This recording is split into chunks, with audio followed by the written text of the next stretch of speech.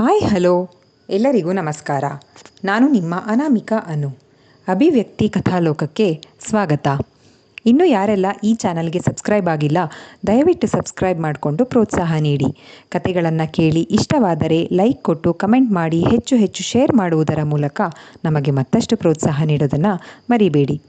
ನನ್ನೆದೆಯ ಬಾಂದಳದಿ ಕಥೆಯ 69ನೇ ಅಧ್ಯಾಯವನ್ನು ನೀವೆಲ್ಲರೂ ಕೇಳಿ ಆನಂದಿಸಿದ್ದೀರಾ ಅಂತ ಭಾವಿಸ್ತೇನೆ. ಹಾಗಾದರೆ 70ನೇ ಅಧ್ಯಾಯವನ್ನು ಶುರು ಮಾಡೋಣ. ಎಲ್ಲರಿಗೂ ಆಶ್ಚರ್ಯ, ಕುತೂಹಲ, ಕೇಳಿದರೆ ಹೇಳ್ತಾ ಇಲ್ಲ. ಎಲ್ಲಿಗೆ ಹೋಗುತ್ತಿರುವುದೆಂದು ತಿಳಿಯದೆ ಎಲ್ಲರೂ ಸಿದ್ಧರಾಗಿದ್ದರು. ಹೊರಟಾದ ಮೇಲೆ ಎಲ್ಲರಿಗೂ ಲೊಕೇಶನ್ ಶೇರ್ ಮಾಡಿದ್ದ ನವೀನ್. ಸಮಯಕ್ಕೆ ಸರಿಯಾಗಿ ಎಲ್ಲರೂ ಬಂದಿಳಿದರು. ನೋಡಿದರೆ ಹೊಸ ಮನೆ ಗೃಹ ಪ್ರವೇಶಕ್ಕೆಂದೇ ಸಿದ್ಧವಾಗಿದೆ. ಗೇಟಿನಲ್ಲಿದ್ದ ನೇಮ್ ಬೋರ್ಡ್ಗೆ ಹಳದಿ ರೇಷ್ಮೆ ಬಟ್ಟೆಯನ್ನು ಪರದೆಯಂತೆ ಬಿಡಲಾಗಿತ್ತು. ಎಲ್ಲರಿಗಿಂತ ಮೊದಲು ನಕ್ಷತ್ರ ಹಾಜರಿದ್ದಳು. ಬಾಗಿಲಲ್ಲಿ ನಿಂತು ನಕ್ಷತ್ರ ನವೀನ್ ಜೋಡಿಯಾಗಿ ಎಲ್ಲರನ್ನೂ ಸ್ವಾಗತಿಸಿದರು. ನೇರಳೆ ಬಣ್ಣದ ಮೇಲೆ ಬಂಗಾರದ ಬಣ್ಣದ ಜರಿ ಇರುವ ಸೀರೆಯಲ್ಲಿ ನಕ್ಷತ್ರ ಮಧುಮಗಳಂತೆ ಕಾಣುತ್ತಿದ್ದರೆ, ನವೀನ್ ರೇಷ್ಮೆ ಪಂಚೆ ಶರ್ಟ್ ಮೇಲೆ ಶಲ್ಯವನ್ನು ಹಾಕಿಕೊಂಡು ಥೇಟ್ ಗೌಡರಂತೆ ಕಾಣಿಸ್ತಾ ಇದ್ದ. ಗಾಢ ಹಸಿರು ಬಣ್ಣದ ಒಡಲಿಗೆ ಗಾಢ ಗುಲಾಬಿ ಬಣ್ಣದ ಬಾರ್ಡರ್ ಸೀರೆಯಲ್ಲಿ ಶರದಿ, ಆಗಸ ಬಣ್ಣದ ಒಡಲಿನ ತಿಳಿ ಗುಲಾಬಿ ಬಣ್ಣದ ಬಾರ್ಡರ್ ಸೀರೆಯಲ್ಲಿ ಸ್ನೇಹ ಅಪ್ಸರೆಯರಂತೆ ಕಂಗೊಳಿಸುತ್ತಿದ್ದರು. ಆತ್ಮೀಯರಷ್ಟೇ ಇದ್ದದ್ದು. ಮೊದಲಿಗೆ ಗೋವಿನ ಪ್ರವೇಶ ಮಾಡಿಸಿ ಹಾಲು ಉಕ್ಕಿಸುವುದರ ಮೂಲಕ ಗೃಹ ಪ್ರವೇಶ ಮಾಡಲಾಯಿತು. ಸತ್ಯನಾರಾಯಣ ಪೂಜೆ ಶುರುವಾಯಿತು. ಎಲ್ಲರೂ ಭಕ್ತಿಯಿಂದ ಪಾಲ್ಗೊಂಡರು. ಗೃಹ ಪ್ರವೇಶದ ಕಾರ್ಯಕ್ರಮಗಳೆಲ್ಲ ಮುಗಿದು ಬಂದಿದ್ದ ಆತ್ಮೀಯ ಅತಿಥೇಯರೆಲ್ಲ ಹೋದ ಮೇಲೆ 4 ಮನೆಯವರಷ್ಟೇ ಉಳಿದದ್ದು. ಬೆಳಗಿನಿಂದ ಓಡಾಡಿ ಸುಸ್ತಾಗಿದ್ರು. ಎಲ್ಲರೂ ಹಾಲ್ನಲ್ಲಿ ಕುಳಿತರು. ಕಾಫಿ ಮಾಡಿಕೊಂಡು ಬಂದು ನಕ್ಷತ್ರ ಎಲ್ಲರಿಗೂ ಕೊಡುತ್ತಿದ್ದರೆ, ಒಬ್ಬೊಬ್ಬರಿಗೆ 3 ಬಾರಿ ಮನೆ ತೋರಿಸಿದ ನಕ್ಷತ್ರಗಳನ್ನು ಎಲ್ಲರೂ ತಮಾಷೆಯಾಗಿ ಗೇಲಿ ಮಾಡುತ್ತಾ, 3 ಸರ್ತಿ ಓಡಾಡಿರೋ ನಮಗೆ ಕಾಲು ನೋವಾಗಿದ್ದಾವೆ, ನಿಂಗೆ ನೋವಾಗಿಲ್ವಾ ಅಂದರು ನಗುತ್ತಾ. ಸತಿಯನ್ನು ಪಕ್ಕಕ್ಕೆ ಕರೆದು ಕೂರಿಸಿಕೊಂಡ ಗೌಡರು ನವೀನನ ಕಡೆಗೆ ಸನ್ನೆ ಮಾಡಿದ್ರು. ಅರ್ಥವಾದವನಂತೆ ನವೀನ್ ಹೊರ ಹೋಗಿ ಕಾರಿನಲ್ಲಿದ್ದ ಲಕೋಟೆ ಒಂದನ್ನು ತಂದು ಕೈಗಿತ್ತ. ಎಲ್ಲರದ್ದು ಕಾಫಿ ಕುಡ್ದಾಗಿದ್ರೆ ಬನ್ನಿ ಹೊರಗಡೆ ಹೋಗೋಣ. ಮಾರ್ನಿಂಗಿಂದ ಎಲ್ಲರೂ ಕ್ಯೂರಿಯಸ್ ಆಗಿದೆ ಅಲ್ವಾ, ಯಾರ್ದು ಮನೆ ಅಂತ. ಎಲ್ರಿಗೂ ಸರ್ಪ್ರೈಸ್ ಇದೆ ಅಂದಳು ನಕ್ಷತ್ರ. ಎಲ್ಲರೂ ಈ ಸಮಯಕ್ಕಾಗಿಯೇ ಕಾದಿದ್ದರು. ಶರದಿ, ಸತಿ ಇಬ್ಬರನ್ನು ಟೇಪ್ ಹಾಕಿದ್ದ ಹಳದಿ ರೇಷ್ಮೆ ಬಟ್ಟೆಯನ್ನು ತೆಗೆಯೋದಕ್ಕೆ ಹೇಳಿದರು. ನಕ್ಷು, ನೀನೇ ಓಪನ್ ಮಾಡು. ಶರದಿ ಹಿಂಜರಿದಳು. ಏನಾದರೂ ಹೇಳಿದ್ರೆ ಒಂದು ಮಾತಿಗೆ ಕೇಳಲ್ಲ. ಸ್ನೇಹ ಗದರಿದಳು. ಸತಿ, ಶರದಿ ಇಬ್ಬರು ಜೊತೆಯಾಗಿ ಅಂಟಿಸಿದ್ದ ಟೇಪ್ ತೆಗೆದು ಬಟ್ಟೆ ಸರಿಸಿದರು. ಕಪ್ಪು ಮಾರ್ಬಲ್ ಕಲ್ಲಿನ ಮೇಲೆ ಹೊನ್ನ ಬಣ್ಣದ ಅಕ್ಷರಗಳಲ್ಲಿ ಶ್ರೀ ಕಾಲಭೈರವೇಶ್ವರ ಪ್ರಸನ್ನ, ಶಾರದಾ ನಿಲಯ ಹೊಳೆಯುತ್ತಿತ್ತು. ಸತಿಯ ಕಣ್ಣು ತುಂಬಿ ಬಂದಿತ್ತು. ಎಲ್ಲರೂ ಒಳಗಡೆ ಹೋಗೋಣ ಬನ್ನಿ ಅಂದರು ಗೌಡರು. ಒಳಬಂದ ಮೇಲೆ ಮನೆ ಪತ್ರಗಳನ್ನು, ಮನೆ ಕೀಯನ್ನು ಸತಿ ಕೈಗೆ ಕೊಟ್ಟರು. ಬಾಯ್ಬಿಟ್ಟು ಹೇಳುವ ಅವಶ್ಯಕತೆಯೇ ಇರಲಿಲ್ಲ. ಏನಿದಿಲ್ಲ ಗೌಡ್ರೆ ಅಂದ ಸತಿ ಕಾಲಿಗೆ ರಗುತ್ತಾ.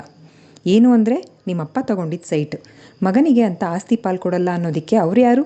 ಬೇಡ ಅನ್ನೋದಕ್ಕೆ ನೀನು ಯಾರು? ಪಿತ್ರಾರ್ಜಿತ ಆಸ್ತಿ ನಿನ್ನ ಪಾಲು ನಿನಗೆ ತಂದಿದ್ದೀನಿ. ಇದರಲ್ಲಿ ಆಸ್ತಿ ಮನೆ ಪತ್ರಗಳು ಇದ್ದಾವೆ. ಹಾಗೆ ಮದುವೆ ಆದಮೇಲೆ ನೀನೇನು ಮೈಸೂರಿಗೆ ಹೋಗೋದು ಬೇಡ. ಏನಾದರೂ ಬಿಸ್ನೆಸ್ ಮಾಡು ಇಲ್ಲೇ. ಶರದಿ ಕೂಡ ಓದೋದಿದೆ ಇನ್ನು ಅಂದರು ಗೌಡರು. ಗೌಡ್ರೆ, ಸೈಟ್ ಏನೋ ಅಪ್ಪ ಮಾಡಿದ್ರು, ಆದರೆ ಮನೆ ಕಟ್ಟೋಕ್ಕೆ ಹಣ? ಹಿಂಜರಿಯುತ್ತಲೇ ಕೇಳಿದ ಸತಿ. ಯತಿ, ನವಿ ಇಬ್ಬರೂ ಬಂದು ಸತಿಯ ಹೆಗಲು ಬಳಸಿದರು. ಅರ್ಥವಾದವನಂತೆ ಮುಖ ನೋಡಿದ ಸತಿ. ಏನ್ರೂ ಇದೆಲ್ಲ ಅಂದ. ಏನು ಅಂದರೆ, ನಿನ್ನ ತಂಗಿ ಜಗಳ ಮಾಡಿ ನನ್ನ ಮನೆಯಿಂದ ಹೊರಗಡೆ ಹಾಕಿದ್ರೆ ಇಲ್ಲಿಗೆ ಬರ್ತೀನಿ ಆಯ್ತಾ ಅಂದ ನವಿ. ತರಲೆ ಅಂದ ನಗುತ್ತಾ. 3 ಗೆಳೆಯರು ತಬ್ಬಿಕೊಂಡಿದ್ದರು. ಎಲ್ಲರಿಗೂ ಸತಿಗೊಂದು ಸೂರಾಗಿದ್ದು ಸಮಾಧಾನವಾಗಿತ್ತು. ಚೂರು ಬಿಟ್ಟು ಕೊಡೋದಕ್ಕೆ ಸುಳ್ಳೇ ಕೋಪಿಸಿಕೊಂಡಿದ್ದರು. ಹೇ ಸತಿ ಅಣ್ಣನ ಮನೆ ಹುಡುಗರೆಲ್ಲ ಕುಪ್ಪಳಿಸಿದ್ದರು. ಆ ದಿನ ಎಲ್ಲರೂ ಅಲ್ಲೇ ಉಳಿದುಕೊಂಡರು. ಟೆರೇಸ್ ಮೇಲೆ ಬೆಳದಿಂಗಳೂಟ ಎಲ್ಲರೂ ಹೆಚ್ಚೇ ತಿಂದರು. ಲಲಿತಾರಿಗೆ ಮಗಳ ಬದುಕು ನೆಲೆಯಾಗಿದ್ದಕ್ಕೆ ನೆಮ್ಮದಿ. ಜನ ಜಾಸ್ತಿ ಇದ್ದರೆ ಶರದಿ ಮೌನಗೌರಿ.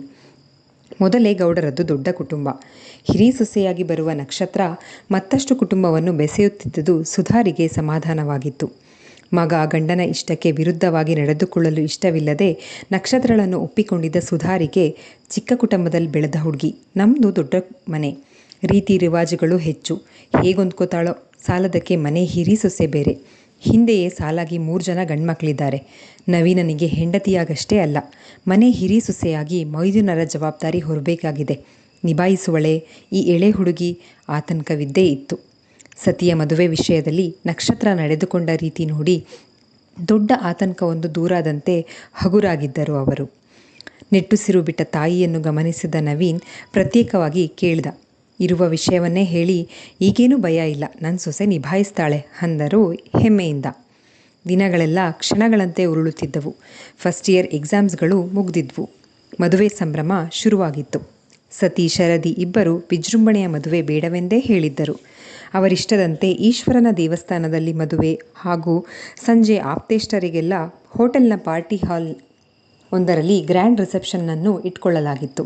ಗೌಡರು ಬಾಯಿ ಮಾತಿಗಷ್ಟೇ ಮನೆ ಮಗಳೆಂದು ಕರೆದಿರಲಿಲ್ಲ. ಮಗಳಿಗೆ ಖರ್ಚು ಮಾಡಿದಂತೆ ಶರದಿಗೂ ಖರ್ಚು ಮಾಡಿದ್ರು. ನಕ್ಷತ್ರಳ ಬಯಕೆಯಂತೆ ಶಿವರಾಮೇಗೌಡರು ಸುಧಾಮಣಿ ಸತೀಶನ ಕಾಲು ತೊಳೆದು ಪಾದಪೂಜೆ ಮಾಡಿ ಕನ್ಯಾದಾನ ಮಾಡಿದ್ದರು. ಈ ಜನ್ಮದಲ್ಲಿ ಕನ್ಯಾದಾನ ಮಾಡುವ ಪುಣ್ಯವಿಲ್ಲವೆಂಬ ಗೌಡರ ಕೊರಗು ನೀಗಿತ್ತು. ತಮ್ಮ ಕೊರತೆ ನೀಗಿಸಿದ ಸೊಸೆಯ ಮೇಲಿನ ಪ್ರೀತಿ ದುಪ್ಪಟ್ಟಾಗಿತ್ತು. ಕೆನೆ ಬಣ್ಣದ ಒಡಲಿನ ಮರೂನ್ ಬಣ್ಣದ ಬಾರ್ಡರ್ ಇರುವ ರೇಷ್ಮೆ ಸೀರೆ, ಮರೂನ್ ಬಣ್ಣದ ಕುಸುರಿ ಮಾಡಿದ ಬ್ಲೌಸ್, ಮಲ್ಲಿಗೆ ಮೊಗ್ಗಿನ ಜಡೆ, ನಲ್ಲನ ಹೆಸರಿನಿಂದ ರಂಗೇರಿದ ಮದರಂಗಿ, ಬಲಗಡೆ ಹೊಳೆಯುತ್ತಿದ್ದ ವಜ್ರದ ಮೂಗುತಿ, ಎಡಗೆನ್ನೆಯಲ್ಲಿದ್ದ ದೃಷ್ಟಿಬೊಟ್ಟಿನಂಥ ಮಚ್ಚೆ, ಕೈಯಲ್ಲಿ ದುಂಡು ಮಲ್ಲಿಗೆ ಜೊತೆ ಕಮಲಗಳಿದ್ದ ಹಾರ ಹಿಡಿದು ನಿಂತ ಶರದಿಯ ಅಂತರ್ಪಟ ಸರಿಸುತ್ತಲೇ ನೋಡಿದ ಸತಿ, ಸೌಂದರ್ಯದ ಖನಿ ಇವಳು, ನನ್ನವಳಿನ್ನು ಎಲ್ಲರೆದುರು ಬಾಚಿ ತಬ್ಬಿಕೊಳ್ಳುವಷ್ಟು ಅದಮ್ಯ ಪ್ರೇಮ. ಗಟ್ಟಿಮೇಳ ಗಟ್ಟಿಮೇಳ ಪುರೋಹಿತರು ಕೂಗಿದ್ದರು. ಮಾಂಗಲ್ಯಂ ತಂತು ನಾನೇನ ಎಂದು ಮಂತ್ರ ಹೇಳುತ್ತಾ. ಪ್ರೇಕ್ಷಾ ದಿವ್ಯ ಶರದಿಯ ಮೊಗ್ಗಿನ ಜಡೆ ಹಿಡಿದುಕೊಂಡು ಸತಿಗೆ ಮಾಂಗಲ್ಯ ಧಾರಣೆಗೆ 3 ಗಂಟುಗಳನ್ನು ಹಾಕಲು ಅನುವು ಮಾಡಿಕೊಟ್ಟರು. ಲಲಿತಾ, ಪೂರ್ಣಿಮಾ, ಕಾವೇರಿಯವರು ಹನಿಗಣ್ಣಾಗಿಯೇ ಅಕ್ಷತೆಯನ್ನು ಹಾಕಿ ಆಶೀರ್ವದಿಸಿದ್ದರು. ನಕ್ಷತ್ರ ಸ್ನೇಹ ಜಾರಿದ ಕಂಬನಿಯನ್ನು ತೋರಗೊಡದೆ ಒರೆಸಿಕೊಂಡಿದ್ದರು. ಶರದಿಯೂ ಕಣ್ಣೀರಾಗಿದ್ದಳು. ಪ್ರತಿ ಹೆಣ್ಣು ಅನುಭವಿಸುವ ಘಟ್ಟವದು. ಅದೆಷ್ಟೇ ಪರಿಚಯ, ಆತ್ಮೀಯತೆ, ಸಲುಗೆ ಇದ್ದರೂ ಆ ಕ್ಷಣ ನೋವಿನದ್ದೇ ಕಾರುಬಾರು. ಮಾಂಗಲ್ಯ ಧಾರಣೆ, ಕುಂಕುಮ ಧಾರಣೆ ಆಗಿ ಸಪ್ತಪದಿ ಆಗುತ್ತಿದ್ದರೂ ಸ್ವಲ್ಪ ದೂರದಲ್ಲಿ ನಿಂತಿದ್ದ ಸ್ನೇಹ ನಕ್ಷತ್ರಳ ಬಳಿ ಬಂದ ನವೀನ್, ಶಾಸ್ತ್ರಗಳನ್ನ ನೋಡ್ಕೋಬಾರೆ, ನಿನಗೆ ಹೆಲ್ಪ್ ಆಗತ್ತೆ ಫ್ಯೂಚರ್ನಲ್ಲಿ ಅಂತ ಹೇಳಿದ್ದ. ಹ್ಞೂ ಎಂದಷ್ಟೇ ಉಸುರಿದಳು. ಕಣ್ಣಾಲಿಗಳು ತುಂಬಿ ಹರಿಯಲು ಸಿದ್ಧವಾಗಿದ್ದ ಕಣ್ಣೀರನ್ನು ಅಲ್ಲೇ ತಡೆಯುವ ಯತ್ನ ಮಾಡುತ್ತಾ. ಏನೆಂದು ಸಮಾಧಾನ ಮಾಡಿಯಾನು? ಗಂಡಿಲ್ಲಿ ಮೂಕ ಪ್ರೇಕ್ಷಕನಷ್ಟೇ. ವಧು ಪರೀಕ್ಷೆಯ ದಿನ ನಕ್ಷತ್ರಳ ಮನೆಯಲ್ಲಿ ನಡೆದ ಘಟನೆಗಳು, ಆಮೇಲಿನ ಮಾತುಕತೆಗಳೆಲ್ಲ ಕಣ್ಣೆದುರು ಬಂದೋದವು. ಎಲ್ಲೋಗ್ತಾಳೆ? ಇಲ್ಲೇ ಇರ್ತಾಳಲ್ವಾ, ಡೈಲಿ ಕಾಲೇಜ್ನಲ್ಲಿ ಸಿಗ್ತಾಳೆ, ಮನೇನೂ ಸಿಟಿಲೇ, ಅಳೋದೇನಕ್ಕೆ? ಹೆಗಲು ಬಳಸಿ ಸಮಾಧಾನ ಮಾಡಿದ್ದ. ಶಾಸ್ತ್ರಗಳೆಲ್ಲ ಮುಗಿದು ನವದಂಪತಿಗಳ ಊಟ ಮುಗಿಸಿ ಸತಿಯ ಮನೆಗೆ ಕರೆದುಕೊಂಡು ಹೋಗುವ ಸಮಯ ಬಂದಿತ್ತು. ಶರದಿಗೆ ತವರಿನ ಮಡಿಲಕ್ಕಿ ಹಾಕಿ ಆಶೀರ್ವದಿಸಿದ್ದರು. ನವಿ ಸತಿಗೆ ವಯಸ್ಸಿನಲ್ಲಿ ತಿಂಗಳುಗಳ ಅಂತರವಷ್ಟೇ. ಹುಟ್ಟಿನಿಂದ ನೋಡಿದ್ರು. ಶಾಸ್ತ್ರೋಕ್ತವಾಗಿ ಶರದಿಯನ್ನು ಮಗಳೆಂದು ಸತಿಯ ಕೈಗಿಡುವಾಗ ಗೌಡರ ಮನ ಅಳುಕಿತ್ತು. ಸತಿಯ ಬಗ್ಗೆ ಎಷ್ಟೇ ತಿಳಿದಿದ್ದರೂ ಹೇಗೋ ಏನೋ ಎಂದು, ಶರದಿ ತಿಳಿದೆ ತಪ್ಪು ಮಾಡಿದ್ರೆ ನೀನು ತಿದ್ದಿ ಬುದ್ಧಿ ಹೇಳ್ಕೊಂಡು ಸಂಸಾರ ಸರಿದೂಗಿಸಿಕೊಂಡು ಹೋಗು ಅಂತ ಹೇಳಿದರು. ಈ ಮೂವರಲ್ಲಿ ನಾನು ಯಾವತ್ತೂ ಭೇದ ಎಣಿಸಿಲ್ಲ. ಶರದಿ ಬುದ್ಧಿವಂತೆ, ಪ್ರಬುದ್ಧತೆ ಇರೋಳು, ಹುಡುಗಾಟಿಕೆ ಕಮ್ಮಿ, ಗಂಭೀರ ಮನಸ್ಥಿತಿ ಅವಳದ್ದು. ಅವಳನ್ನು ನಿನ್ನ ಇಷ್ಟಾನಿಷ್ಟಗಳಿಗೆ ತಕ್ಕಂತೆ ಬದಲಾಯಿಸ್ಕೊಂಡು ಬದುಕು ನಡೆಸಿ. ಏನೇ ಕಷ್ಟ ಬರಲಿ ನಾವು ಸದಾ ನಿಮ್ಮ ಬೆನ್ನೆಲುಬಾಗಿ ಇರ್ತೀವಿ, ಮರಿಬೇಡ. ಹಾಗೆ ಲಲಿತಾ ತುಂಬ ಕಷ್ಟಪಟ್ಟಿರೋ ಹೆಣ್ಣು. ಅವರನ್ನು ಇನ್ಮುಂದೆ ನಿನ್ನ ತಾಯಿ ಥರನೇ ಅಂದ್ಕೊಂಡು ನೋಡ್ಕೋ. ವಿಶ್ವನಾಥ ಮತ್ತು ರಮಾಕಾಂತ ದಂಪತಿಗಳು ಸತಿಯ ಕೈ ಹಿಡಿದುಕೊಂಡು ಹೇಳಿದರು. ಅಣ್ಣ, ನಾನು ನವಿಗಿಂತ ನಿನ್ನನ್ನು ಜಾಸ್ತಿ ನಂಬ್ತೀನಿ.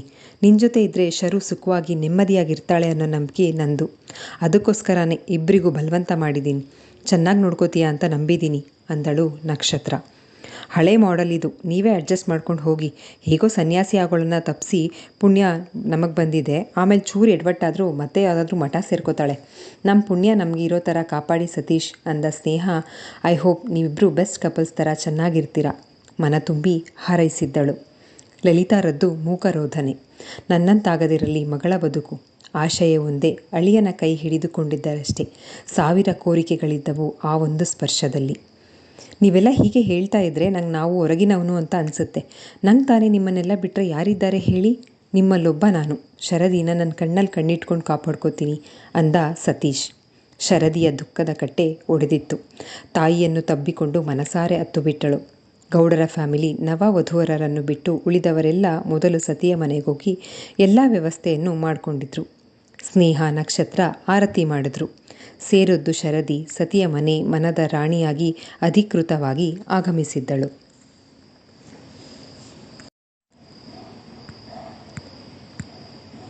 ಸತಿಯತಿ ಇಬ್ಬರು ಮೈಸೂರಿನ ಕೆಲಸಕ್ಕೆ ರಾಜೀನಾಮೆ ಕೊಟ್ಟು ಬಂದರು. ಇಬ್ಬರೂ ಸೇರಿ ಮೊದಲಿಂದ ಇಂಟ್ರೆಸ್ಟ್ ಇದ್ದಂಥ ಪೆಟ್ ಶಾಪ್ ಬಿಸ್ನೆಸ್ನ ಶುರು ಮಾಡಿದರು. ಲವ್ ಬರ್ಡ್ಸ್, ತರಹೇವಾರಿ ಜಾತಿಯ ನಾಯಿಮರಿಗಳು, ಮೀನುಗಳು, ಅಕ್ವೇರಿಯಂ, ಅವುಗಳಿಗೆ ಬೇಕಾದ ತಿನಿಸುಗಳು, ಡ್ರೆಸ್ಗಳು, ಬೆಡ್ಸ್. ಮನುಷ್ಯನಿಗಿಂತ ಹೆಚ್ಚಾಗಿ ತನ್ನ ಪ್ರೀತಿಪಾತ್ರ ಪ್ರಾಣಿಗಳಿಗೆ ಹೆಚ್ಚು ಖರ್ಚು ಮಾಡ್ತಾನೆ. ಮನುಷ್ಯನ ಮನದಿಂಗಿತವನ್ನು ಚೆನ್ನಾಗಿ ಅರ್ಥಕೊಂಡಿದ್ರು ಅವರು. ಇನ್ನೂ ಗಟ್ಟಿ ಇದ್ದೀನಿ, ವಯಸ್ಸಾದ ಕಾಲಕ್ಕೆ ಮಗಳು ಅಳಿಯನ ಹತ್ರನೇ ಹೋಗ್ಬೇಕಲ್ವಾ ಅಂತ ಹೇಳಿ ಲಲಿತರು ಹಳ್ಳಿ ಮನೆಯಲ್ಲೇ ಉಳ್ಕೊಂಡ್ಬಿಟ್ಟಿದ್ರು. ಪ್ರತಿ ಶನಿವಾರ ಶರದಿ ಸತಿಯೇ ಹೋಗಿ ನೋಡಿಕೊಂಡು ಸೋಮವಾರ ಬೆಳಗ್ಗೆ ಬರ್ತಾಯಿದ್ರು.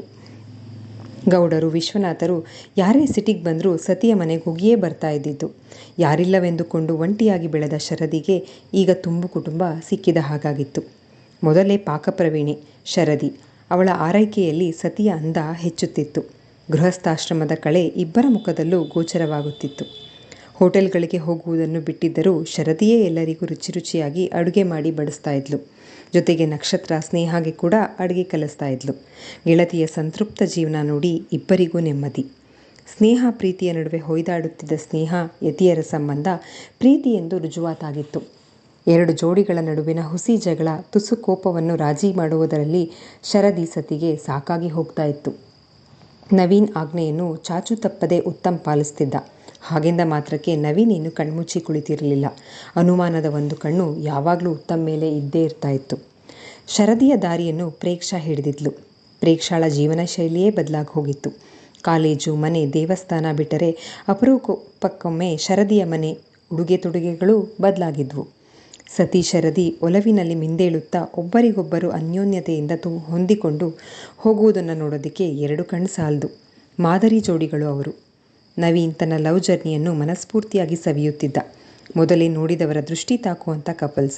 ಮೊಮ್ಮಕ್ಕಳ ಕಾಲದವರೆಗೂ ಹೇಳುವಷ್ಟು ರಸನಿಮಿಷಗಳನ್ನು ಕಲೆ ಹಾಕಿದ್ರು. ಕಾಲದ ನಾಗಲೋಟದಲ್ಲಿ 2 ವರ್ಷಗಳು ನೆಮ್ಮದಿಯಿಂದ ಯಾವುದೇ ತೊಂದರೆ ಇಲ್ಲದೆ ಸಂತೋಷದ ದಿನಗಳಾದವು. ನಿರಾತಂಕವಾಗಿ ಕಳೆದಿದ್ವು. ನಕ್ಷತ್ರಳ ಪರೀಕ್ಷೆಗಳು ಮುಗಿದಿದ್ವು. ಪರೀಕ್ಷೆಯ ಕೊನೆ ದಿನ ಅರಸ್ ಕ್ಯಾಂಪಸ್ ಬಿಟ್ಟು ಬರುವಾಗ ಮಾಳ್ವಾಸ್ನಂತೆಯೇ ನೆನಪುಗಳ ಹಾವಳಿ. ಬದಲಾದ ಬದುಕಿನ ಘಟ್ಟದಲ್ಲಿ ಮಾಳ್ವಾಸ್ ಬಿಟ್ಟು ಬರುವಾಗ ಸ್ಟೂಡೆಂಟ್ ಲೈಫಿಗೆ ತಿಲಾಂಜಲಿ ಇಡಬೇಕಾಗುತ್ತೇನೋ ಎಂಬ ಗೊಂದಲದ ಗೆದ್ದಲು ಹುಳು ಮನ ಕೊರೆಯುತ್ತಿತ್ತು. ಆದರೀಗ ಇಲ್ಲಿಗೆ ಮುಗಿಯಿತು ವಿದ್ಯಾರ್ಥಿ ಜೀವನವೆಂಬ ಪುಟ. ಬಾಳ ಪುಸ್ತಕದಲ್ಲಿ ಮುಂದೆ ಓದಲಾಗದ ಕಿವಿ ಮಡಚಿಟ್ಟ ಪುಟದಂತೆ. ಮನಸ್ಸು ಎಷ್ಟೇ ಹತೋಟಿಗೆ ತಂದುಕೊಂಡರೂ ಭಾರವಾಗುತ್ತಿತ್ತು. ದುಃಖ ಉಮ್ಮಳಿಸಿ ಬರುತ್ತಿತ್ತು. ಉತ್ತಮ್ ಎಂಬ ಕಪ್ಪು ಪುಟದ ಹೊರತಾಗಿ ಅರಸ್ ಕ್ಯಾಂಪಸ್ ಕೂಡ ವಿದ್ಯಾರ್ಥಿ ಜೀವನವನ್ನು ಬಾಳ ಪುಸ್ತಕದಲ್ಲಿ ಸುವರ್ಣಾಕ್ಷರಗಳಲ್ಲಿ ಬರೆದಂಥದ್ದೇ. ನಕ್ಷತ್ರಳಂತೆ ಆಗಲೇ ಕೆಲವು ಹುಡುಗಿಯರಿಗೆ ಮದುವೆ ಫಿಕ್ಸ್ ಆಗಿತ್ತು. ಇನ್ನೂ ಕೆಲವರು ಹೈಯರ್ ಸ್ಟಡೀಸ್ಗೋಸ್ಕರ ಬೇರೆ ಕಡೆ ಹೋಗೋರಿದ್ರು. ಮಾಳ್ವಾಸ್ನಂತೆಯೇ ಓಲ್ಡ್ ಸ್ಟೂಡೆಂಟ್ಸ್ಗಳ ಮತ್ತೊಂದು ಸಂಘ ಶುರುವಾಯಿತು ಎನ್ನಬೇಕಷ್ಟೇ ಏನೋ. ಸಂಬಂಧಗಳ ಹೊತ್ತ ಬದುಕಿನ ಉಗಿಬಂಡಿ ಚಲಿಸುತ್ತಲೇ ಇದೆ. ಅಲ್ಲಲ್ಲಿ ನಿಲ್ದಾಣಗಳು, ಜೊತೆಯಾದ ಒಂದಷ್ಟು ಹೊಸ ಪರಿಚಯಗಳು, ಬಿಟ್ಟುಹೋಗುವ ಒಂದಷ್ಟು ಆತ್ಮೀಯತೆಗಳು, ಹತ್ತಿ ಇಳಿಯುವ ಪಯಣಿಗರಂತೆ. ಬಾಲ್ಯ, ಯೌವನ, ಗೃಹಸ್ಥಾಶ್ರಮ, ವಾನಪ್ರಸ್ಥಾಶ್ರಮದಂಥ ಜಂಕ್ಷನ್ನುಗಳು, ಸ್ಟೇಷನ್ನುಗಳು. ಬಾಲ್ಯ ಯೌವನದಲ್ಲಿ ಜೊತೆಯಾಗುವ ಸ್ನೇಹದ ಭೋಗಿಗಳು, ಗೃಹಸ್ಥಾಶ್ರಮಕ್ಕೆ ಕಾಲಿಡುವಷ್ಟರಲ್ಲಿ ಪ್ರಯಾಣ ಮುಗಿಸುವ ಹಿರಿಬೋಗಿಗಳು, ಪ್ರಯಾಣದ ದಿಕ್ಕು ಬದಲಾಗಿ ಕೊಂಡಿ ಕಳಚಿಕೊಳ್ಳುವ ಸ್ನೇಹದ ಬೋಗಿಗಳು, ಮದುವೆ ಎಂಬ ಜಂಕ್ಷನ್ನಿನಲ್ಲಿ ಜೊತೆಯಾಗುವ ಸಂಬಂಧದ ಬೋಗಿಗಳು, ಕಳಚಿಕೊಳ್ಳುವ ತವರಿನ ಬೋಗಿಗಳು, ಗೃಹಸ್ಥಾಶ್ರಮದ ಪಯಣ ಮುಗಿಸುವಷ್ಟರಲ್ಲಿ ಸಮೀಪಿಸುವ ವೃದ್ಧಾಪ್ಯದ ನಿಲ್ದಾಣ. ಬದುಕಿನ ಹಳಿಯಲ್ಲಿ ಚಲಿಸಿ ಸೋತ ಇಂಜಿನಿನಂತೆ ಮುಂದಿನ ಪ್ರಯಾಣವ ಮಕ್ಕಳ ಹೆಗಲಿಗೇರಿಸಿ ಅಂತಿಮ ಯಾತ್ರೆಗೆ ಸಂಬಂಧಗಳ ಬೋಗಿಗಳ ಕೊಂಡಿ ಕಳಚಿಕೊಂಡು ಮುಂದೆ ಸಾಗುವ ಒಂಟಿ ಪಯಣದ ಇಂಜಿನ್ನು. ಮಾಳ್ವಾಸ್ ಬಿಟ್ಟು ಬರುವಾಗ ಇದ್ದಂಥ ಬಾಲಿಶ ಮನಸ್ಥಿತಿ ಈಗಿಲ್ಲ. ಪ್ರೌಢಿಮೆ ಬಂದಿದೆ. ಬದುಕು ನಿಂತ ನೀರಲ್ಲ, ಹರಿವ ನೀರು ಅನ್ನೋದು ಅರ್ಥವಾಗಿದೆ ನಕ್ಷತ್ರ ಮತ್ತು ಸ್ನೇಹಾಗೆ. ಶರದಿಗೆ ಬದುಕು ಎಂದೋ ಅರ್ಥವಾಗಿದೆ. ಅವಳಾಗಲೇ ವಿದ್ಯಾರ್ಥಿ ಜೀವನ, ಗೃಹಿಣಿ ಜೀವನ ಎರಡನ್ನೂ ಸಮರ್ಪಕವಾಗಿ ನಿಭಾಯಿಸ್ತಿದ್ದಾಳೆ. ಮುಂದೆ ಓದುವೊಂದು ಕೇಳಿದವರಿಗೆಲ್ಲ ಇಲ್ಲವೆಂಬಂತೆ ತಲೆಯಾಡಿಸಿದ್ಲು. ಅವಳೀಗ ಅರ್ಧಾಂಗಿಯಾಗಿ ಸತಿಯ ವ್ಯವಹಾರದಲ್ಲಿ ಸಹಾಯಕಿಯಾಗಿ ಕೈಜೋಡಿಸುವ ಆಯ್ಕೆ ಅವಳದು. ಸತಿಯತಿಯ ವ್ಯವಹಾರ ನಿರೀಕ್ಷಿಸಿದ್ದಕ್ಕಿಂತ ಹೆಚ್ಚು ಯಶಸ್ಸು ಗಳಿಸಿತ್ತು. ಗೌಡರು ತಂದ ಸತಿಯ ಪಿತ್ರಾರ್ಜಿತ ಆಸ್ತಿಯಲ್ಲಿ ಮೊಲದ ಫಾರ್ಮ್ ಒಂದನ್ನು ಶುರು ಮಾಡಿದ್ರು. ಜೊತೆಗೆ ಅಲಂಕಾರಿಕ ಹೂಗಳನ್ನು ಬೆಳೆಯುತ್ತಿದ್ರು. ಸತಿಯ ಜೊತೆ ಕೈ ಜೋಡಿಸಿ ಕೃಷಿಕಳಾಗುವ ಬಯಕೆ ಶರದಿಗೆ. ಜೊತೆಗೆ ಗೌಡರ ಮನೆಯಲ್ಲಿ ಶರದಿಗೆ ಮಗಳ ಸ್ಥಾನ ಕೊಟ್ಟಂತೆ ಅವಳೀಗ ಅಣ್ಣನ ಮದುವೆ ಮುಂದಾಳತ್ವ ವಹಿಸಿಕೊಂಡು ಗೆಳತಿಯನ್ನು ಅತ್ತಿಗೆಯನ್ನಾಗಿ ತರುವ ಕನಸು. ನವೀನ್ಗೆ ಮೊದಲೇ ಹೇಳಿದ್ಲು ಕಳಸಕಿತ್ತಿ ನಾನೇ ಎಂದು. ಸ್ನೇಹಾಳಿನ್ನೂ ಯಾವುದೇ ತೀರ್ಮಾನಕ್ಕೂ ಬಂದಿರಲಿಲ್ಲ. ಎಲ್ಲರಿಂದ ಬೀಳ್ಕೊಟ್ಟು ಶರದಿಯ ಮನೆಗೆ ಬಂದರು. ಕೇವಲ 3 ವರ್ಷಗಳ ಅಂತರ, ಎಷ್ಟೊಂದು ವ್ಯತ್ಯಾಸವಿದೆ ಅಂದಿಗೂ ಇಂದಿಗೂ ಎಂದುಕೊಂಡು. ಶರದಿ ಗೆಳತಿಯ ಮದುವೆ ಮಾಡುವ ಸಂಭ್ರಮದಲ್ಲಿದ್ದರೆ 3 ವರ್ಷಗಳು ಅನ್ನೋ ದಿನಗಳಂತೆ ಎಣಿಸಿದ ನವೀನ್ಗೆ ನಕ್ಷತ್ರ ಇನ್ನು ಮನೆಯೊಡತಿಯಾಗಿ ಬರುವ ದಿನಗಳು ಸಮೀಪಿಸುತ್ತಿರುವ ಸಂಭ್ರಮ. ಸತಿಗಿಂತ ಹೆಚ್ಚು ನಕ್ಷತ್ರಳ ಸ್ಥಿತಿ ಯಾರಿಗೂ ಅರ್ಥವಾಗಿರಲಿಲ್ವೇನೋ. ಅವನೇ ಖುದ್ದು ಸಮಾಧಾನಿಸಿದ. ಬದುಕಿನ ಮತ್ತೊಂದು ಮಜಲಿಗೆ ನೀನು ಸಿದ್ಧಳಾಗಬೇಕು. ಇಡೀ ಕುಟುಂಬವೇ ನಿನ್ನ ಜೊತೆಗಿದೆ. ಹೆದರಿಕೆ ಯಾಕೆ? ಈ 3 ವರ್ಷಗಳಲ್ಲಿ ಗೌಡರ ಮನೆಯಲ್ಲಿ ಪ್ರತಿಯೊಬ್ಬರೂ ನಿನಗೆ ಆತ್ಮೀಯರಾಗಿದ್ದಾರೆ, ಅನ್ಯೋನ್ಯತೆಯಿಂದ ಇದ್ದಾರೆ. ಮತ್ತ್ಯಾಕೆ ಭಯ? ಬಿ ಬ್ರೇವ್ ತಂಗಿಯನ್ನು ಸಂತೈಸಿದ್ದ. ನಸು ನಕ್ಕಳು ನಕ್ಷತ್ರ. ಶರು, ನಾಳೆಯಿಂದ ಫುಲ್ ಹೌಸ್ ವೈಫ್ ಕಣೆ ನೀನು. ತೋಟಕ್ಕೆ ಬುತ್ತಿ ಕಟ್ಕೊಂಡು ಹೋಗುವಾಗ ನನಗೂ ಹೇಳೆ, ಬಂದು 1-2 ರೀಲ್ಸ್ ಆದರೂ ಮಾಡ್ತೀನಿ ಅಂದಳು ಸ್ನೇಹ. ಸತೀಶ್ ಅವ್ರ ಜೊತೆ ಪಾರ್ಟ್ನರ್ ಆಗಿ ಯತೀಬ್ರು ಕೂಡ ಇದ್ದಾರೆ, ಮರಿಬೇಡ. ನಿನ್ನ ತಲೆ ಮೇಲೂ ಹೊರಿಸ್ತೀನಿ ಅಂದಳು ಶರದಿ. ನಾವಿನ್ನೂ ಫುಲ್ ಬ್ಯುಸಿನಪ್ಪ, ತಂಗಿ ಮದುವೆ ಮಾಡಬೇಕು ಅಂದ ಯತಿ ಉತ್ಸುಕತೆಯಿಂದ. ಮಾತು ಹರಟೆಯಲ್ಲಿ ಸಮಯ ಸರಿದದ್ದೇ ತಿಳಿಯಲಿಲ್ಲ. ನಕ್ಷತ್ರಳನ್ನು ಮನೆಗೆ ಡ್ರಾಪ್ ಮಾಡಿ ನವೀನ್ ಮನೆ ತಲುಪಿದ.